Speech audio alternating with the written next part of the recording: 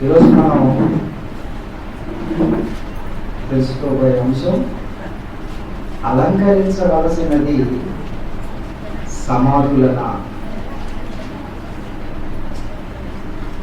దేవుడు చాలా గొప్పవాడండి. ఆ గొప్పవాడైన దేవుడు మనకు రాయించిన దివ్య గ్రంథంలోని మాటలు మనం చదవాలని, నిరంతరము వాటిని ధ్యానించాలని, వాటి ప్రకారమే నడవాలని దేవుని కోరిక అండి.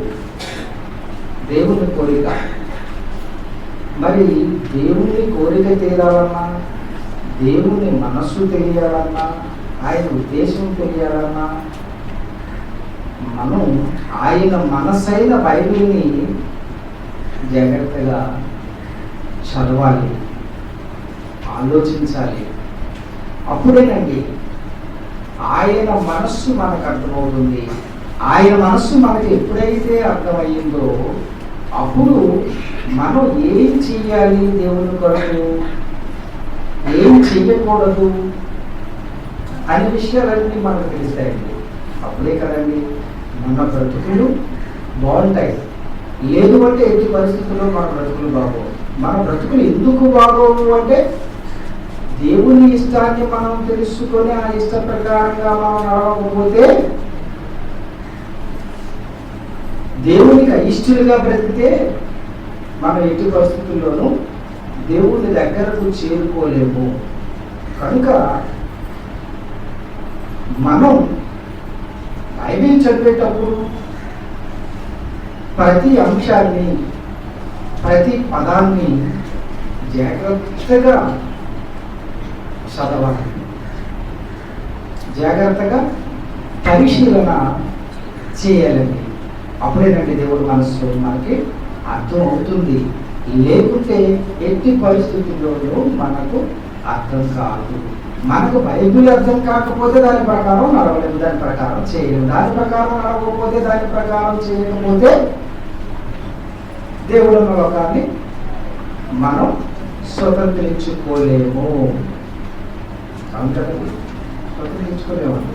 ఎట్టి పరిస్థితుల్లో మనం దేవుడు ఉన్న పరలోకాన్ని మనం స్వతంత్రించుకోలేము.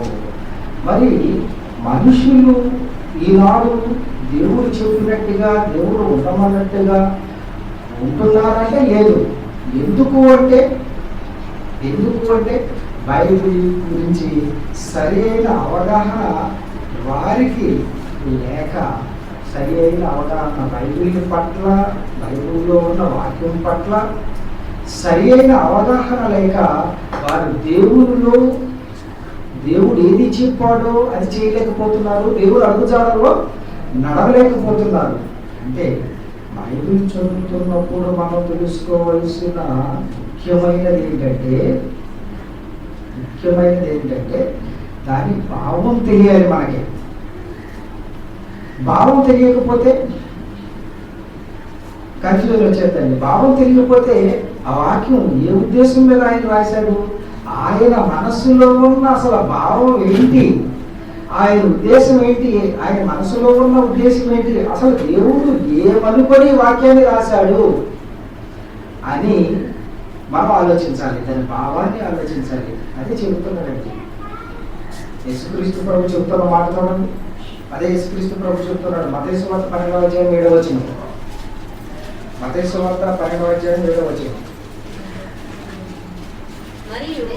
మరియు కనికరమునే కోరుచున్నాను గాని బలిని నేను కోరను అను వాక్య భావము మీకు తెలిసి ఉంటే నిర్దోషులను దోషులని తీర్పు తీర్చకపోదురు.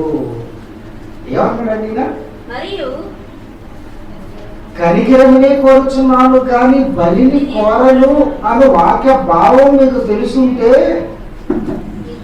దోషులని తీర్పు తీర్చకపోదురు అని చెప్పాడు. సందర్భం ఏంటంటే యేసుక్రీస్తు ప్రభు ఈ భూమి మీద నివసించినప్పుడు తన శిష్యులతో ఉన్నప్పుడు ఒక దిక్కు నుంచి మరొక దిక్కు ప్రయాణంలో వెళుతుంటే పంట చేపలు అడ్డబడి వెళుతున్నారు.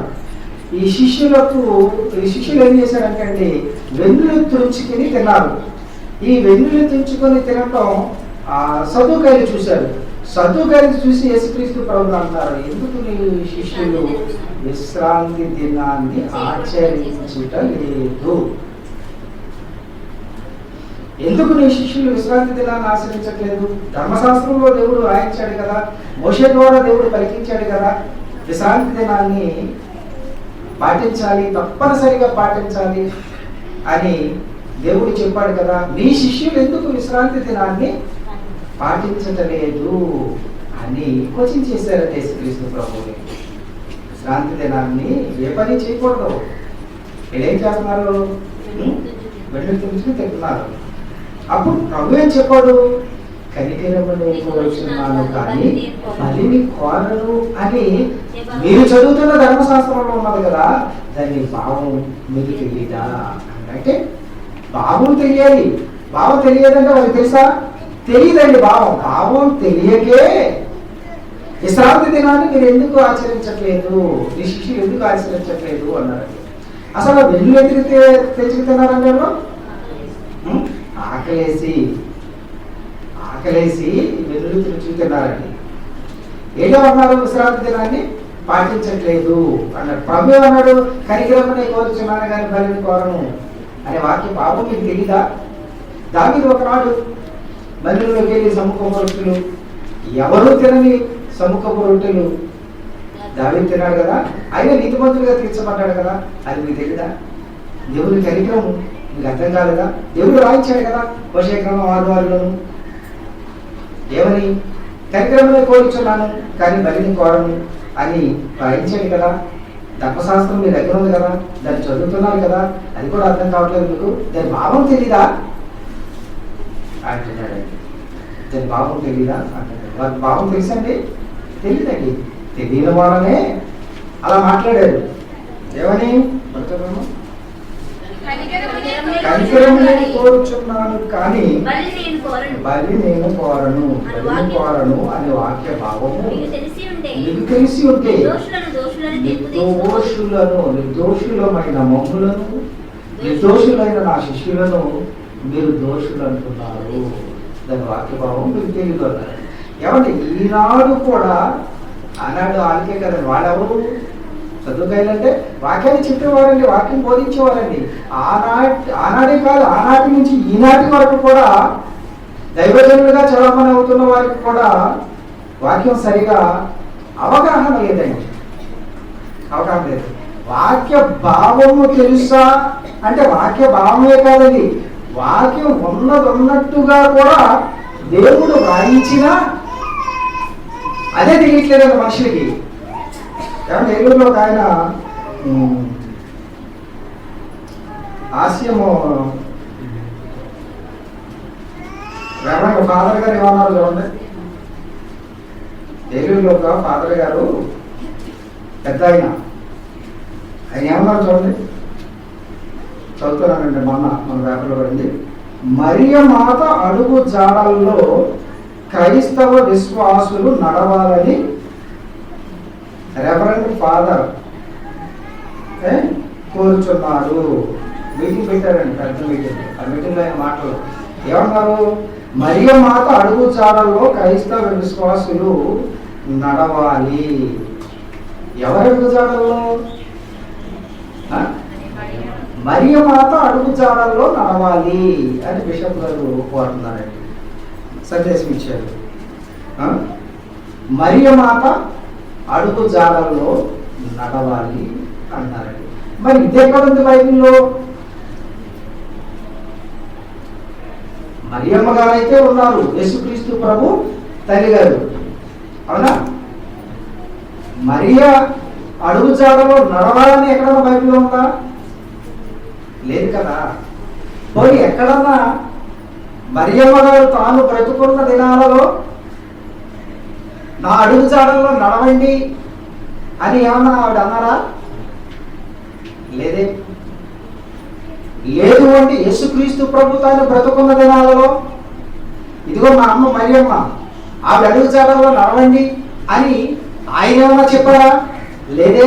ఆయన వెళ్ళిపోయిన తర్వాత సువార్త భారం శిష్యుడికి అప్పగించాడు. ఆ శిష్యుల్లో ఎవరన్నా రాశారా? ఇదిగో యేసుక్రీస్తు ప్రభు తల్లి మరియమ్మ ఉంది, ఆవిడ అడుగు జాడల్లో నడవండి అని లేదే. మరి ఏంటి తప్పుడు సంకేతాలు? బిషప్పులుగా ఉన్నవారు మరి వాళ్ళ దగ్గరికి వచ్చే వాళ్ళు ఎంతమంది వస్తారండి? వందలు వేల కొలది జనం వస్తారండి. మరి ఏంటి తప్పుడు సంకేతాలు? బైబిల్లో ఏంటి చెప్పడం ఏంటి? బైబిల్లో ఉన్నదే కదా చెప్పాలి. అసలే మనుషులు మనం దైవజనుడి దగ్గరికి ఎందుకు వెళ్తున్నాం? వాక్యం తెలుసుకోవడానికి, ఆ వాక్యం ద్వారా దేవుడు లోకమైన పరలోకం వెళ్ళడానికి. మరి ఉన్న వాక్యాన్నే సరిగా చెప్పలేకపోతే మరి వారి దగ్గరికి వెళుతున్న జనం పరిస్థితి ఏమైపోవాలి? ఏమైపోవాలండి?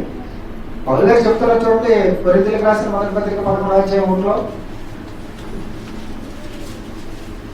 కొరింథీయులకు రాసిన మొదటి పత్రిక 11వ అధ్యాయం మొదటి వచనం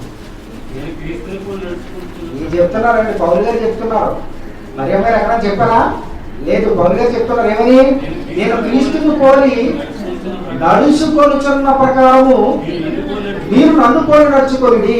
నేను క్రీస్తుని పోలి నడుచుకుంటున్నాను అంటే ఎవరిని పోలి నడుచుకోవాలని పౌలు గారు సూచిస్తున్నారు? పౌలు గారు చెప్తున్నారు క్రీస్తుని పోలి నడుచుకోవాలంటున్నాడు. అంటే క్రీస్తే మార్గమై ఉన్న ఆయనను పోలి నడుచుకోవాలి. ఇక్కడ ఈయన చెప్తున్నారు మరియమ్మ గారిని అనుసరించమన్నారు, మరియమ్మ గారి మార్గంలో నడమన్నారు. మనం నడవలసిన మార్గం ఏదైనా పౌలు గారు చెప్తున్నారు? క్రీస్తు. అవునా? ఆయన ఏం చెప్పారు? యేసుక్రీస్తు ప్రభు చూడండి, మార్కు సువార్త 16వ అధ్యాయం.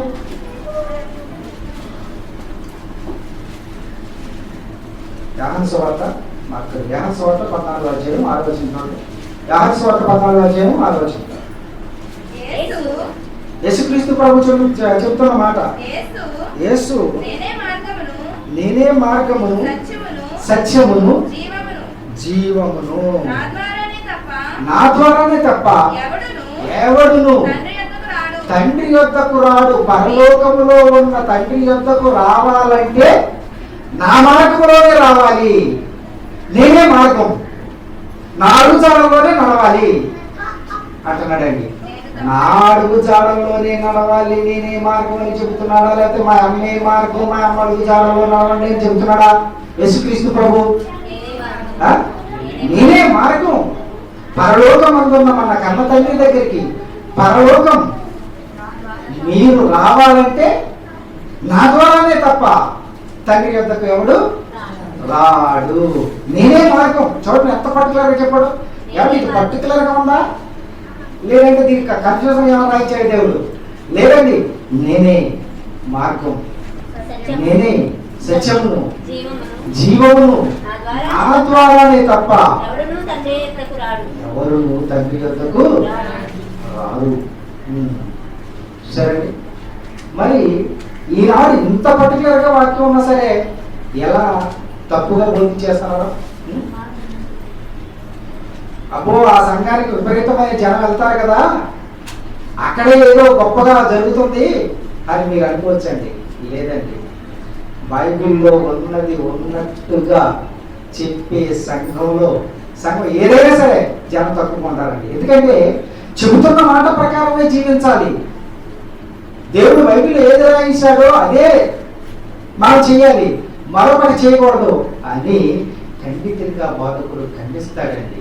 అందుకు నా సంఘంలోనికి జనం తక్కువగా వస్తారు. యేసుక్రీస్తు ప్రభు భూమి మీద ఉన్నప్పుడు ఆయన కూడగట్టిన జనం ఎంతమంది అండి?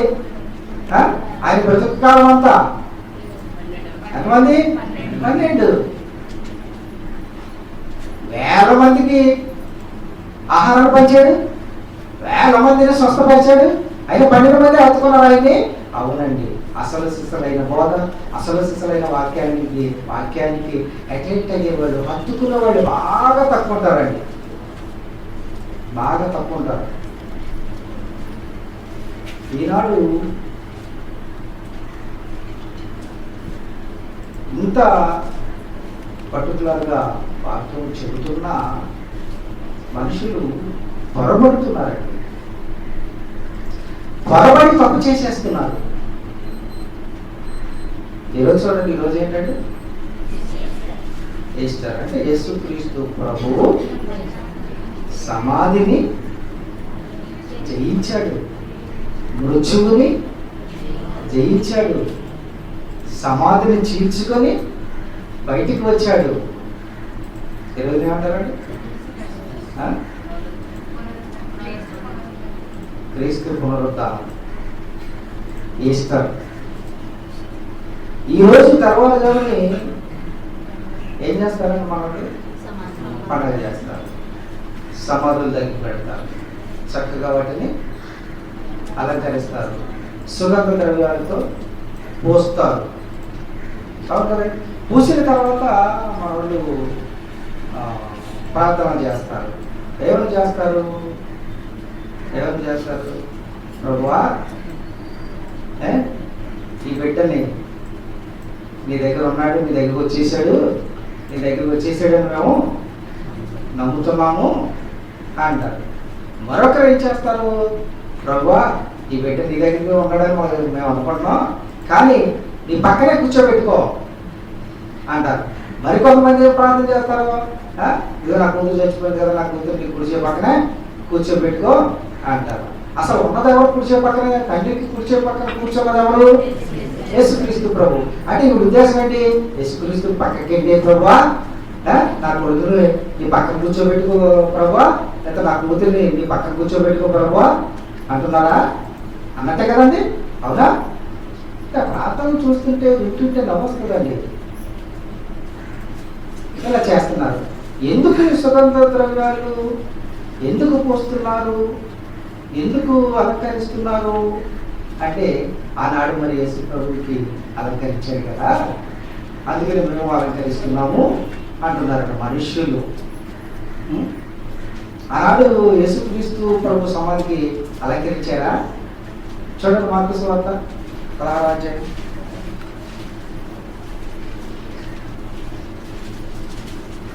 విశ్రాంతి దినం గడిచిపోగానే, మొదటి వచనం. విశ్రాంతి దినం గడిచిపోగానే మగ్దలేనే మరియయు యాకోబు తల్లి అయిన మరియయు సలోమేయు వచ్చి ఆయనకు పూయవలెనని సుగంధ ద్రవ్యములను కొనిరి.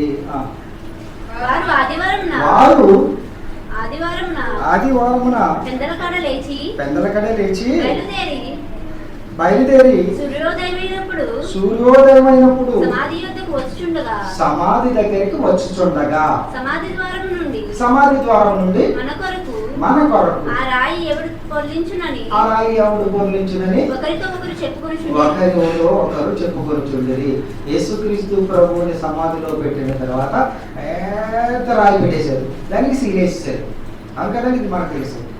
యేసుక్రీస్తు ప్రభువుని అరిమతయు యోసేపు పిలాతు దగ్గరికి వెళ్ళి యేసుక్రీస్తు ప్రభు యొక్క శవాన్ని తీసుకొని అతను అంతకుముందు తొలిపించుకున్న సమాధిలో యేసుక్రీస్తు ప్రభుని పెట్టారు. పెద్ద రాయి వేశారు, సీల్ చేశారు దాన్ని. ఇప్పుడు ఇక్కడ ఏమనుకుంటున్నారు చూడండి. 3 సూర్యోదయమైనప్పుడు అంటే ఆదివారం పొద్దున్నే అన్నమాట. సమాధి వద్దకు వచ్చి చూడగా ఏమనుకుంటున్నారంటే, సమాధి ద్వారము నుండి మన కొరకు ఆ రాయి ఎవడు పొర్లించును అంటే యేసుక్రీస్తు ప్రభువుని సమాధిలో పెట్టారు. ఆ సమాధి ద్వారానికి పెద్ద రాయిని అడ్డంగా పెట్టారు, దానికి సీలేస్తారు. ఇప్పుడు మన అంతరం స్త్రీలు ఆ రాయిని మనం తీయలేము, మన కొరకు ఎవరు తీస్తారు అన్నారు. అవునా? అంటే వీళ్ళు వెళ్ళి సుగంధ ద్రవ్యాలను పూయాలనుకునేది సమాధిగా, లోపల ఉన్న ప్రభువుగా. సమాధికే అయితే సమాధి మూతకున్న రాయిని మన కోసం ఎవరు తొలగిస్తారు అని అంటారు సమాధికి అయితే. అవునా? అవునండి, సమాధికి కాదు, దేనికి? ప్రభువుకి. సమాధిలో ఉన్న ప్రభువుకి. అలా చదవండి ఫస్ట్ నుంచి. విశ్రాంతి దినము గడిచిపోగా మగ్దలేనే మరియు యాకోబు తల్లి అయిన మరియు సలోమియు వచ్చి ఆయనకు యేసుక్రీస్తు ప్రభువుకు ఆయనకు పూయవలెనని. ఆయనగా సమాధికండి, ఆయన ఉన్న సమాధికా. మరి మనవాడు సునందర దేనికి వస్తున్నారు? లోపల ఉన్న శవానిక, బయటికి కనిపించి సమాధికా? మరి ఏంటండి? ఏమైనా చూసారండి వాక్యం అలా చెప్తున్నా? చదువు.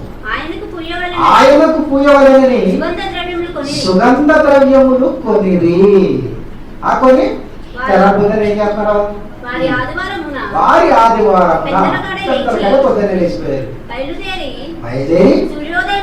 సూర్యోదయమైనప్పుడు సమాధి యొద్దకు వచ్చుచుండగా సమాధి ద్వారం నుండి మన కొరకు ఆ రాయి ఎవడు పొర్లించునని ఒకరు చెప్పుకొనుచుండిరి. అంటే వీళ్ళు పూయడానికి వెళుతున్నది, వీరు సుగంధ ద్రవ్యాలు కొన్నది, పూయడానికి వెళ్ళినది యేసుక్రీస్తు ప్రభు యొక్క శవానికి, సమాధి కాదు. మరి నాడు మనవాళ్ళు సమాధులకు పూస్తున్నారు. లోపల ఉన్న శవానిగా కాదండి. చూసారండి ఎలా మనుషులు తప్పు చేస్తున్నారు? అసలు దేవుడు చెప్పింది చేయట్లేదు, చెప్పనిది చేస్తున్నారు. అందుకనే ప్రభు అంటున్న మాట చూడండి, ఆయన అంటున్న మాట చూడండి. లోకసువార్త 6:46. లోకసువార్త 6:46. నేను చెప్పు మాట ప్రకారము మీరు చేయక సరే, నేను చెప్పు మాట ప్రకారము మీరు చేయక ప్రభువా అని నన్ను పిలుచుట ఎందుకు? నా యొద్దకు వచ్చి అన్నడా లేదా సమాధి యొద్దకు విని అన్నడా? నా యొద్దకు వచ్చి నా మాటలు విని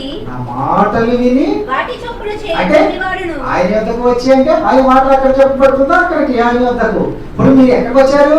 ప్రభు వద్దకు వచ్చారు. ఆయన మాటలు వినడానికి వచ్చారు. మాటలు విని వాటి ప్రకారం చేయాలి, వాటి చొప్పున చేయాలి అని ప్రభు చెబుతున్నాడండి. నేను చెప్పు మాటల ప్రకారము మీరు చేయక ప్రభువా ప్రభువా ప్రభువా ప్రభు అని నన్ను చెవికడ జోరేగా పడుకున్నారేంటి? నేను చెప్పిన మాటలు చేయండి అన్నాడండి. నేను చెప్పిన మాటలు చేయండి, నేను చెప్పిన మాట ప్రకారం మీరు నడవండి అంటున్నాడండి. మరి ఆయన చెప్పారు చూద్దాం. లోకాసువార్త 23 లోకాసువార్త 23 వచ్చిన యేసుక్రీస్తు ప్రభు చెప్తున్నాడు, యేసు వారి వైపు తిరిగి యెరూషలేము కుమార్తెలారా నా నిమిత్తము ఏడవకుడి, నీ నిమిత్తమును నీ పిల్లల నిమిత్తమును ఏడుడి. యేసుక్రీస్తు ప్రభువుని బంధించి గొల్గొతా కొండకు సిలువ వేయడానికి తీసుకువెళుతున్న ఆ సమయంలో అనేక మంది స్త్రీలు యేసుక్రీస్తు ప్రభువుని చూసి, అయ్యో ప్రభువా నిన్ను చంపేస్తున్నారా, అయ్యో ప్రభువా నువ్వు వెళ్ళిపోతున్నావా, అయ్యో ప్రభువా నువ్వు మా మధ్య ఇక కనబడవా, ఇక ఎన్నడూ ఉండవా అని ఆయనను గురించి ఏడుస్తున్నారండి. అప్పుడు యేసుక్రీస్తు ప్రభు అన్న మాట ఇదే, యెరూషలేము కుమార్తెలారా నా నిమిత్తము ఏడవకండి, నా నిమిత్తము ఏడవకండి. ఎందుకంటే నేను చనిపోతాను, నన్ను చంపేస్తారు. గొర్రెతో కొండకు తీసుకెళ్తున్నారు, ఆ కొండ మీద చంపేస్తారు. అయినను 3వ దినాన మృత్యుంజయుడై లేచిపోతాను నేను. నా గురించి ఎందుకు ఏడుస్తున్నారు?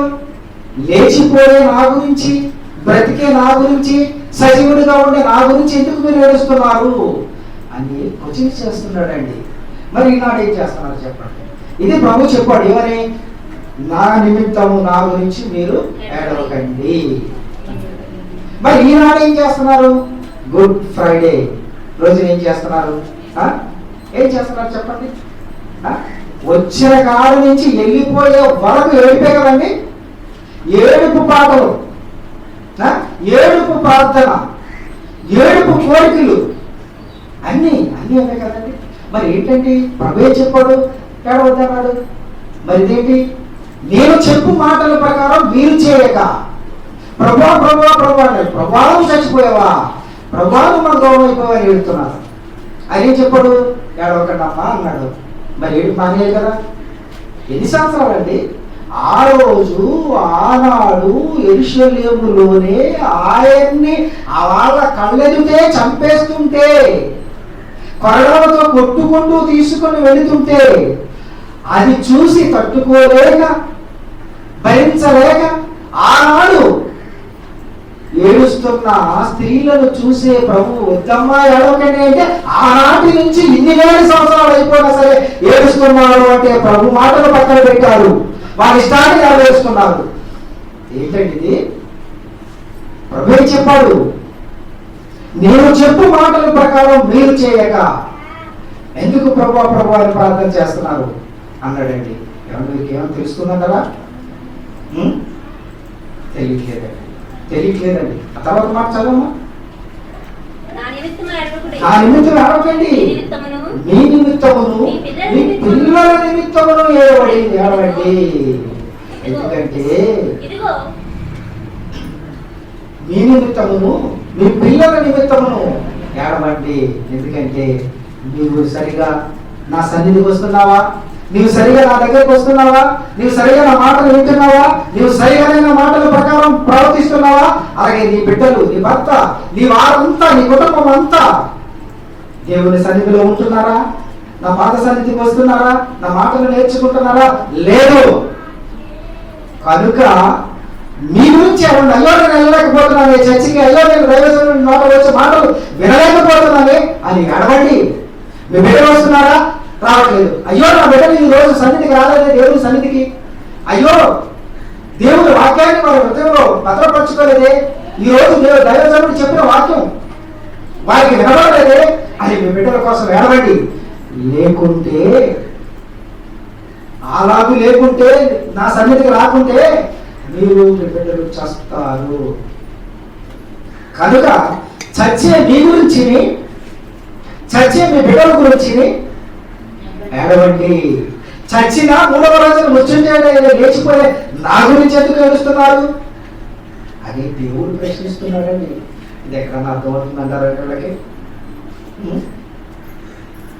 శుక్రవారం ఉదయం మొదలు పెడతారండి, విడిచిపెట్టే వరకు ఏడుతూనే బయటకు వస్తారు. ఇదేంటండి? ప్రభు ఏమో ఏడవద్దు అని చెప్పాడు, ఎందుకు ఏడవడం? మరి దాని పేరేంటి? ఆ రోజు పేరేంటి? గుడ్ ఫ్రైడే, మంచి శుక్రవారం. మనం చెప్పి ఏడుతేంటి? నీకు లాటరీ తగిలింది అనుకోండి, ఎవరి ₹1,00,00,000 లాటరీ తగిలింది, ఏడితో కూర్చున్నారా? ఏంటి మీరు లేచి మంత్రి వేస్తారా? అదేంటి? గుడ్ డే ఆ రోజు మీకు, అవునా? మంచి రోజు. ఎందుకు? ₹1,00,00,000 లాటరీ తగిలింది, అవునా? ఎందుకు మంత్రి వేస్తారా? ఏడితో కూర్చుంటారా? అలాగే గుడ్ ఫ్రైడే, మంచి శుక్రవారం, అవునా అంటున్నారు. మంచి శుక్రవారం అంటే రోజులన్నీ మంచియే, కాకపోతే దీనికి గుడ్ అని పెట్టారంటే, దీనికి మంచి అని పెట్టారు. రోజులన్నీ మంచియే. దేవుడు దినాలన్నీ చేసి ఏం చేశాడు? మొదటి దినం మంచిది, రెండవ దినం మంచిది, అన్ని దినాలు చేశాడా? అన్ని దినాలు చేసి మంచిది అన్నాడు కదా. అన్ని రోజులు మంచియే. కానీ గుడ్ ఫ్రైడే అంటే మరి పెట్టారు అనుకో. గుడ్ ఫ్రైడే అంటే ఎందుకు మంచిది అయింది అంటే, యేసుక్రీస్తు ప్రభు మన నిమిత్తము తన రక్తాన్ని చిందించి తన ప్రాణాన్ని అర్పించాడు, మనకి బ్రతుకునిచ్చాడు. పాపంలో పడి ఆడుతున్న మనకి బ్రతుకునిచ్చాడు, జీవాన్ని ఇచ్చాడు. అందుకని మంచి శుక్రవారం అన్నారు. సరే, వీళ్ళు దేవుని వాక్యాన్ని ఎలా పెడుతున్నారు మరొక మాట చూడండి. యోహాను సువార్త 18:28. అమ్మ కొంచెం ఓపిక కూర్చోండి, ½ గంట ఉంటుంది, ½ గంట చెప్తాను. యోహాను సువార్త 18:37.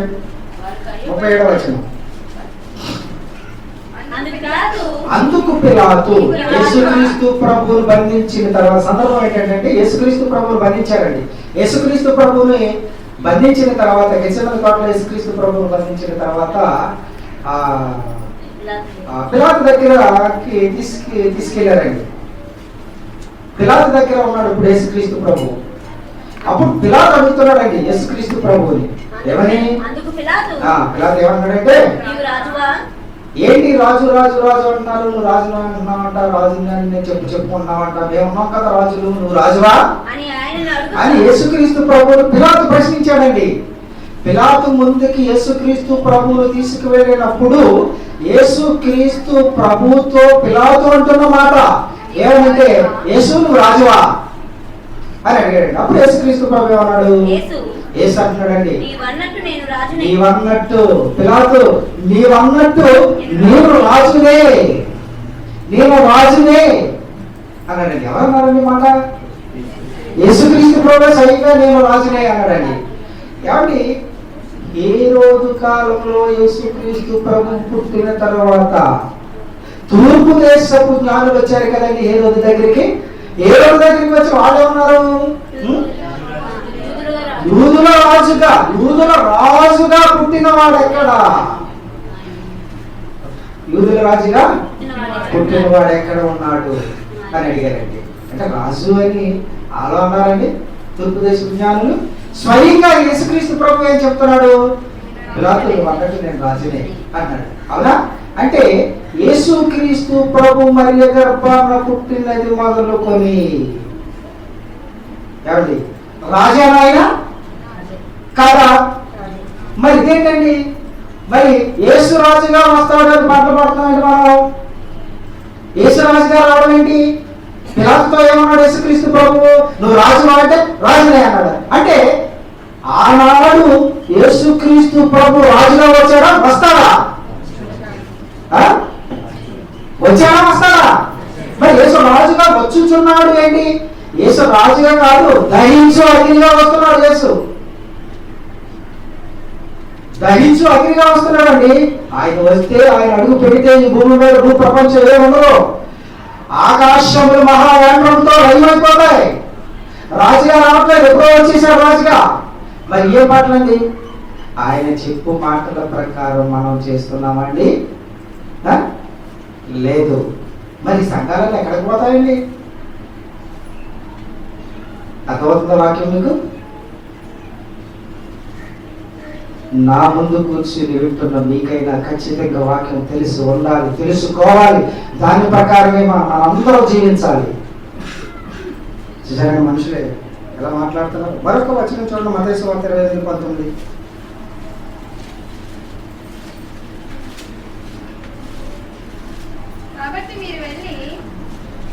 కాబట్టి మీరు వెళ్ళి సమస్త జనులను శిష్యులుగా చేయండి. ఎక్కడికి వెళ్ళమన్నాడు? సమాజం దగ్గరికా కాదు, సమస్త జనుల దగ్గరికి వెళ్ళండి. ఏం చేస్తారు తెలుసా? మరి వాక్యం చెప్పండి. వారిని నా శిష్యులుగా చేసేయండి. తండ్రి యొక్కయు, కుమారుని యొక్కయు, పరిశుద్ధాత్మ యొక్కయు నామములోనికి వారికి బాప్తిస్మం ఇచ్చుచు. నేను మీకు ఏ ఏ సంగతులను భూమి మీద ఉన్నప్పుడు ఇప్పటి వరకు నేను మీకు ఆజ్ఞాపించాను. ఆ మాటలన్నిటినీ, ఆ ఆజ్ఞలన్నిటినీ గైకొనాలి, ఖచ్చితంగా గైకొని తీరాలి అని వారికి బోధించండి. చూసారండి ఏం చెప్తాడు? ఎంత ఖచ్చితంగా చెప్తున్నాడండి, ఎంత కన్యాయంగా చెప్తున్నాడు. చూసారండి, నేను ఏ సంగతులను మీకు ఆజ్ఞాపించానో ఆ సంగతులను మీరు బయటకు వెళ్ళండి, మనుషుల దగ్గరికి వెళ్ళండి, వారికి బోధించండి, వారికి పఠించండి, వారిని మార్చేయండి, వారిని శిష్యులుగా తీర్చిదిద్దండి. వారి మారిపోయిన తర్వాత తండ్రి యొక్క, కుమారుని యొక్క, పరిశుద్ధాత్మ నామములో మీరు వారికి బాప్తిస్మం ఇవ్వండి అని చెప్తున్నాడండి. మరి ఈనాడు కొన్ని సంఘాలలో బాప్తిస్మం ఉన్నదండి? లేదు. మరి ఏంటండి? ప్రభు చెప్పిన మాటనే పక్కన పెట్టేశారు. ప్రభు చెప్పిన మాటని పక్కన పెట్టేశారు. చూసారండి ఎంత దారుణం అండి. నేను చెప్పు మాటల ప్రకారం మీరు చేయక ప్రభువా ప్రభువా ప్రభువా అని నన్ను పిలిచినా ఎలా అని దేవుడు అడుగుతున్నాడండి.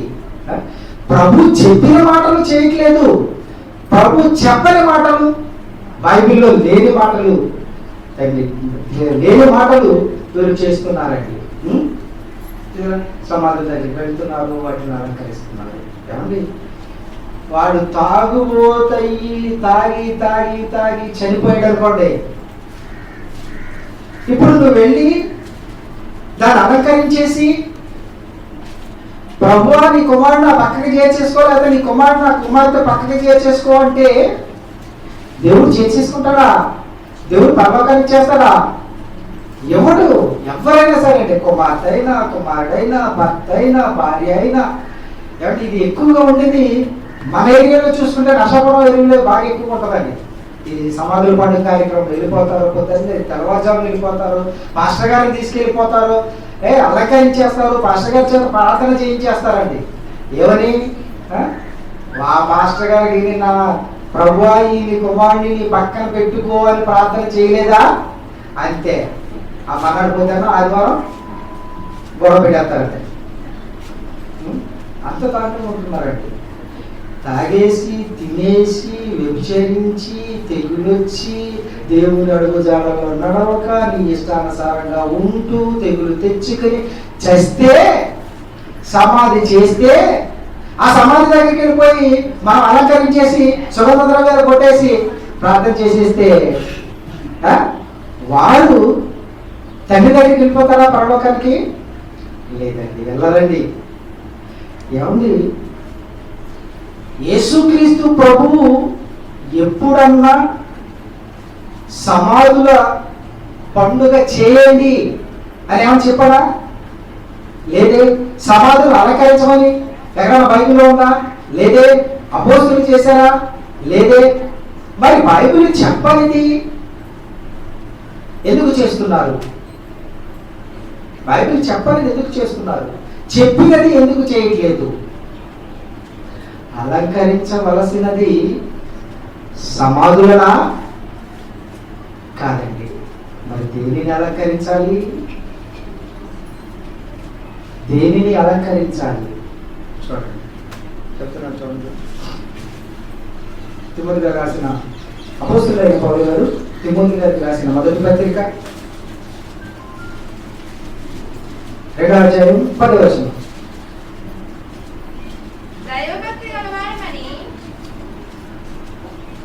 దైవ భక్తి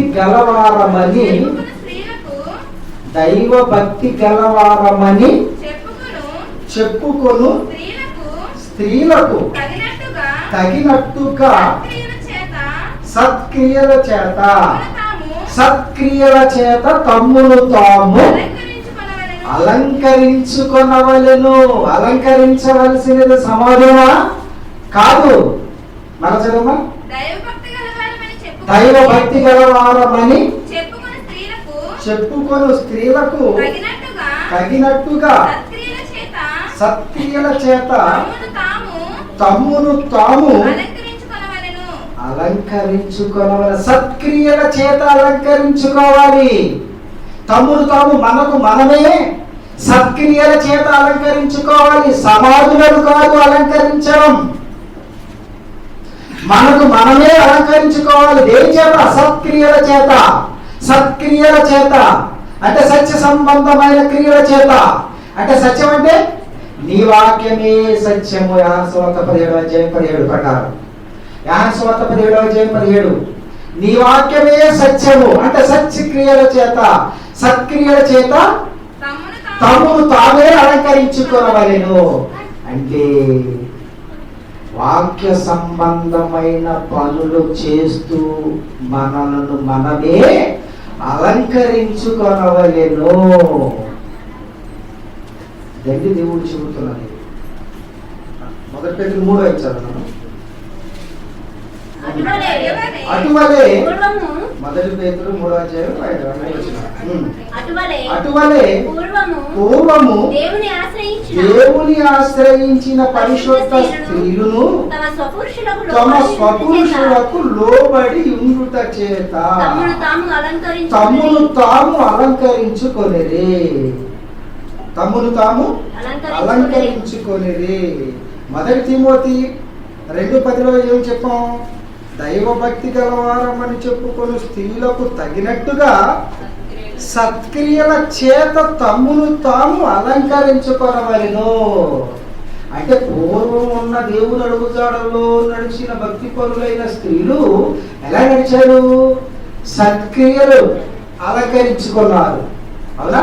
ఇక్కడ సత్క్రియలు ఎలా అలంకరించుకున్నారో చెబుతున్నాడు. అదేంటో అటువలే పూర్వము దేవుని ఆశ్రయించిన పరిశుద్ధ స్త్రీలను అలంకరించుకున్నారు. ఏం అలంకరించుకున్నారు? వాక్యాన్ని అలంకరించుకున్నారు. వాక్యాన్ని ఎలా అలంకరించుకున్నారు? తమ స్వపురుషులకు లోబడి ఉన్నారు. లోబడి ఉండుట చేత తమను తాము అలంకరించుకొనిరి. ఏంటంటే ఇక్కడ ఎలా అలంకరించుకున్నారట? తమ స్వపురుషులకు లోబడి ఉన్నారు. పరపురుషులకు కాదండి, స్వపురుషులకు. అంటే వారు భార్యలైన వారు తమ భర్తలకు లోబడి ఉన్నారు. భార్యలైన వారు తమ భర్తలకు లోబడి ఉన్నారు. అవునా? అంటే ఇది వాక్యం చెబుతుందా? చెబుతుందండి. ఈ వాక్యాన్ని అలంకారంగా వారు అలంకరించుకున్నారు. అంటే వాక్య ప్రకారం వారు చేశారు. దానిని వాక్య ప్రకారం ఎప్పుడైతే మనం చేసామో దానిని మనం అలంకరించుకున్నట్టు. వాక్యం ఉందా? ఉందండి. 3:1 చూడండి. అదే అటువలే చెబుతుందండి. వాక్యం చెబుతుంది ఏమని? అటువలే స్త్రీలారా మీరు మీ స్వపురుషులకు, మీ భార్యలు, మీ భర్తలకు లోబడి ఉండు అని వాక్యం చెప్పింది. అవునా? వాక్యం చెప్పింది. అయితే వీళ్ళేం చేశారు? స్వపురుషులకు లోబడి ఉన్నారు వాక్య ప్రకారం. ఇలా ఉండడం వల్ల ఏమైందని చెప్తుంది? తమ్మును తాము వాక్యం చేత అలంకరించుకున్నారు. అవును కదండి? అంటే దేవుడు ఏం చెప్తున్నాడు ఇక్కడ? వాక్య సంబంధమైన క్రియల చేత తమ్మును తాము అలంకరించుకోవాలి అని చెప్పాడు కదండి. ఆ స్త్రీలు ఏం చేశారు? స్వపురుషులకు లోబడి ఉన్నారు. ఇంకా చూడండి, ఇది ఎలాగో చెప్తుంది. వాక్య సంబంధమైన పనుల చేత అలంకరించుకోవాలి అంటే యోబు గ్రంథము 1వ అధ్యాయం 8వ వచనం.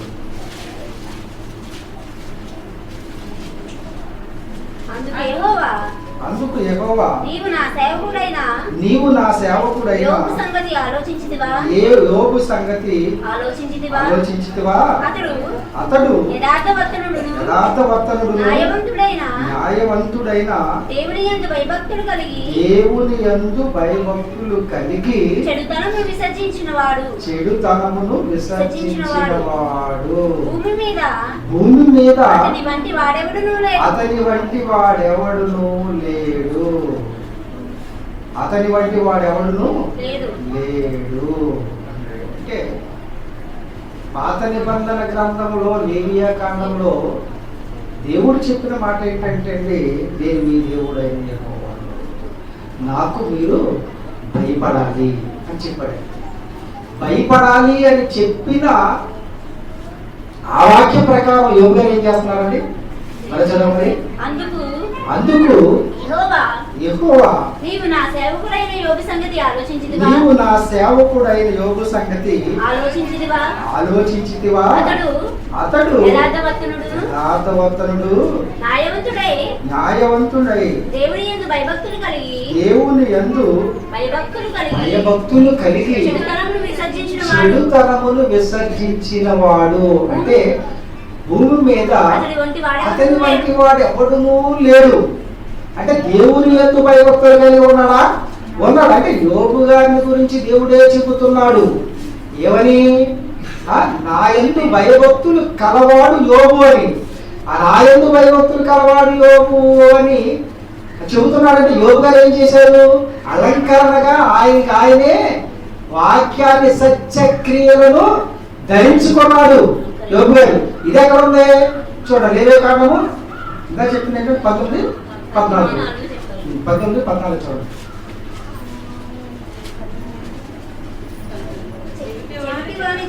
ఆ చెవిటి వాడిని తిట్టకూడదు, ఇది సత్క్రియ. చెవిటి వాడిని తిట్టకూడదు అనుకోండి, ఆడికి వినపడదని మన ఇష్టం వచ్చినట్టు ఇచ్చేసాం అనుకోండి, అది సత్యక్రియ కాదు. చెవిటి వాడికి వినపడలేదు అని వాడిని ఇష్టం వచ్చినట్టుగా తిట్టకుండా మనం చెవిటి వాడు దేవుడు తిట్టద్దు అన్నాడు కదా, మనం ఇతన్ని తిట్టకూడదు అని మనం అనుకున్నాం అనుకోండి, మనం దేన్ని ధరించుకున్నట్టు సత్క్రియను అలంకరణగా ధరించుకున్నాం.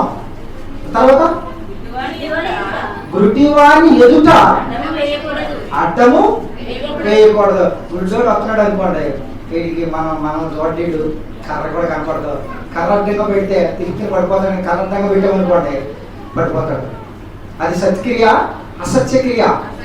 సత్యక్రియ, సత్క్రియ అంటే దాన్ని పడతాడు, అతనికి దానికి ఏదైనా అడ్డంగా ఉందా, లేకపోతే అతనికి దారి చూపిద్దామా అనే భావాన్ని మనం కలిగి ఉన్నాం అనుకోండి, అప్పుడు మనం ఏం చేస్తున్నట్టు సత్క్రియను అలంకారముగా ధరించుకున్న వారం అవుతాం, దేవునికి ఇష్టం అవుతాం.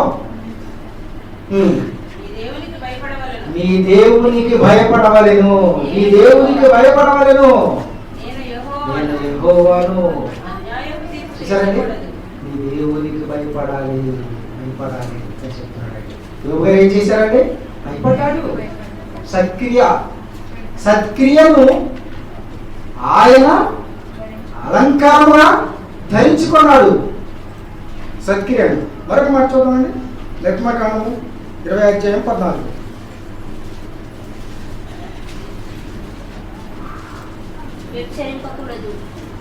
చూసారండి ఏం చెప్తున్నాడు? దేవుడు చెప్పాడండి, వ్యభిచరించకూడదు, దాని నుండి పారిపోని రాశాడు. ఇప్పుడు చూడండి, ఆదికాండం 39:9.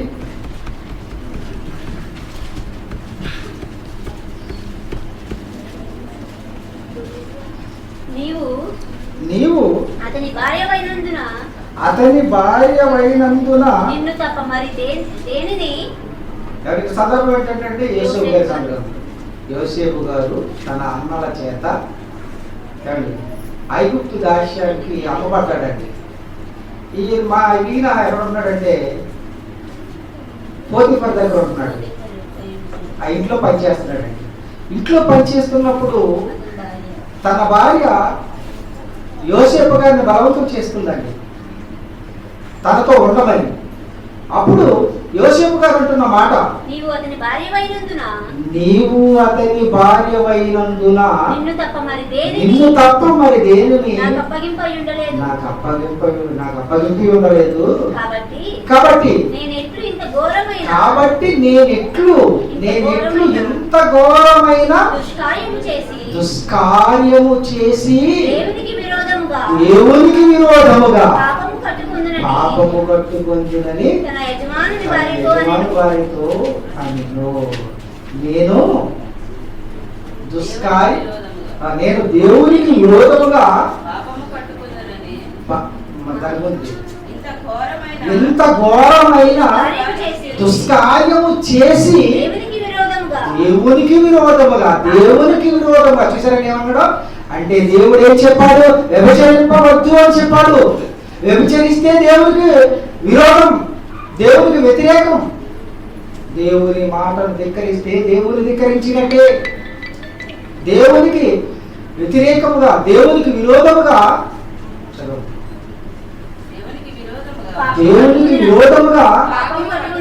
పాపము కట్టుకొందునని చెప్పాడు. చూసారండి, ఇంకా అక్కడి నుంచి పారిపోయాడండి. ఎవరు? యేసేపు గారు పారిపోయాడు అక్కడి నుంచి. అంటే దేవుడి యొక్క వాక్యాన్ని, సత్క్రియ అనే వాక్యాన్ని యేసేపు గారు అలంకరించుకున్నాడు. అలంకరించవలసిన సమాధానం సత్క్రియలనా? సత్క్రియలనండి, సత్క్రియలను అలంకరించుకోవలసింది. సత్క్రియలను చివరిగా ఒక మాట చూపిస్తానండి. చివరిగా కాబట్టి ఇప్పుడు మనం మనుషులు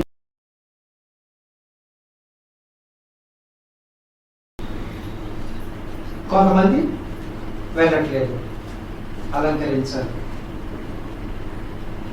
అయినా అలంకరించిన సమాధుల్లో ఉన్న వారినే దేవుడు లేపుతాడా?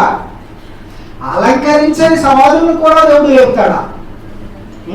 కొంతమంది ఉంటారు, చక్కగా పాలరాతితో కడతారు సమాధిని, ప్రతి సంవత్సరం వెళ్ళి దండేస్తారు, సుగంధ ద్రవ్యాలు పోస్తారు, అగరత్తులు వెలిగిస్తారు, అక్కడ ప్రార్థన చేస్తారు, వచ్చేస్తారు. ప్రతి సంవత్సరం అలా చేస్తారు. కొన్ని మట్టి సమాధులు ఉంటాయి, కొంతమంది మట్టి సమాధి అలుగుతారు, ముగ్గు పెడతారు, దండేస్తారు, కాబట్టి సుగంధ ద్రవ్యాలు చల్లుతారు. కొన్ని సమాధులు ఉంటాయి, వాటిని పట్టించుకోరు. గుచ్చిన సిలువ గుర్తు కూడా గేదెలు దొక్కేస్తాయి, సమాధిని కూడా దూడలు దొక్కేస్తాయి, సమాధి ఉన్నట్టు కూడా కనిపించదు. అలాని అలంకరించిన సమాధులలో ఉన్న వారినే దేవుడు లేపుతాడా? అలంకరించని సమాధుల్లో ఉన్న వారిని కూడా దేవుడు లేపుతాడా? అంటే దేవుడు చెబుతున్న మాట చూడండి. యోహాను సువార్త చివరి వివరించుకుని ముగించుకున్నామండి. 5వ అధ్యాయం 28, 29 అండి. యోహాను సువార్త 5వ అధ్యాయం 28, 29 వచ్చిందండి. దీనికి ఆశ్చర్యపడకండి, దీనికి ఆశ్చర్యపడకండి. ఒక కాలము వచ్చుచున్నది, ఆ కాలమున సమాధులలో ఉన్న వారందరూ ఆయన శబ్దము విని మేలు చేసిన వారు జీవ పునరుత్థానమునకును, కీడు చేసిన వారు తీర్పు పునరుత్థానమునకును బయటికి వచ్చేదరు.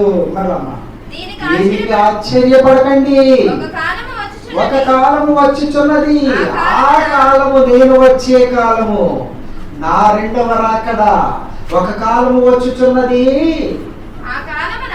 ఆ కాలమున సమాధులలో ఉన్న వారందరూ ఆయన శబ్దము విని. సమాధుల్లో ఉన్నవారు అందరునా? అలంకరించిన సమాధులేనా? లేదా సమాధుల్లో ఉన్న కొందరేనా? చదవండి అలా. సమాధులలో ఉన్న వారందరూ, అందరూ, అలంకరించిన సమాధి గాని, అలంకరించకపోయిన సమాధి గాని, సమాధిలో ఉన్నవాడు గాని, సమాధిలో లేనివాడు గాని, అందరూ, చచ్చిన వారందరూ, సమాధిలో ఉన్న వారందరూ ఆయన శబ్దము విని మేలు చేసిన వారు జీవం పునరుత్థానమునకును, కీడు చేసిన వారు తీర్పు పునరుత్థానమునకును బయటకు వచ్చేదరు, బయటకు వస్తారు. అంతేగాని మనం ఏదో వెళ్ళిపోయి వీడు మా నాన్న అని, నేను మా నాన్న సమాధి మీద పడిపోయి మా నాన్న సమాధిని అలంకరించేసి, లేదా ఈడు నా కొడుకు అని ఆడి సమాధి మీద అలంకరించిన